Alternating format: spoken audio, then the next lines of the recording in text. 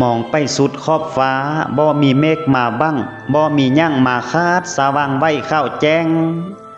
คนกะพากันน้อมด้อมกันทางไฟมีเงินน้อยเงินหลายก็ได้มาฝากตู้ประสงค์สร้างส่วนบุญมือนี้เจ้าก็เป็นผู้หูใจสอดคล้องของวัดพ่อแม่เอ้ยหูจักกินจักทานจึงเลื่อมใสใจกว้างคนกะพากันยองลือสาบาเที่ยงบ่วางหิดให้มองบ่วางคองให้เศร้าในของเขาพุทธองค์มือนี้เจ้าก็ได้ลงมาป้อนปัจจัยคอยสีเขียนซื้อไว้เป็นพรแก้วทรงเทิงเจ้าเด้อสาธุขอให้พรทุกแขนในทวีปโลกะจงลงมาบันดาลทานผู้ทานไปแล้วให้มีแนวนำอยู่อุดมดีสดชื่นยามนอนตื่นกะอย่าเจ็บปวดเนื้อใกล้เจ้าให้สวงเบ้าให้สมความคิดเจ้าที่ได้ปรารถนาเด้อท่านให้มีศักดิ์สิทธิ์ดังประสงค์ลงมวลให้อยู่ดีผีอ้วนได้กินทานไล่เถือให้จั่วน้อยได้เพิงผ้าให้หญ้าพอกูบ้าได้เพิงเจ้าได้สั้นเข้าห่วมสวรรค์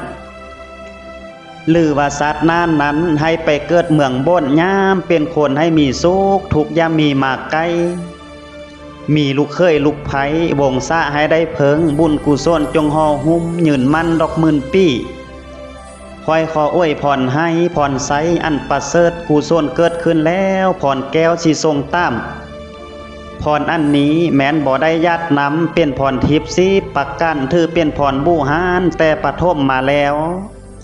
สาธุเนอขอให้ดวงพรแก้วทางซ้ำจงลงล้ำคุณพระพุทธพระธรรมคุณพระสังฆเจ้ามาปกเก้าให้อยู่ยืนให้มีสุขลาภลื่นภัยโลกย่ามาคัดแนวบอดี้ให้ลมพาดลองไปตามนำอันใดดีให้ยับเข้าใกล้หญ้าให้เจ้าสืนยามนอนตื่นกะอย่าเจ็บปวดเนื้อความหอนให้พรใกล้สัพพะเคาะสิ่งหายหยับออกแสนวาสัพพะโลขาไอให้สวงเศร้าเบ้าเนื้อสัพพะโลขาไข่ให้นี่ใกล้ตั้งแสนซอกให้หยับออกแต่มือนี้คือใจเจ้าปรารถนาขออวยพรทรงให้ผู้มาแจกบริการได้มาทานเป็นเงินต้ากับเครื่องกินของใส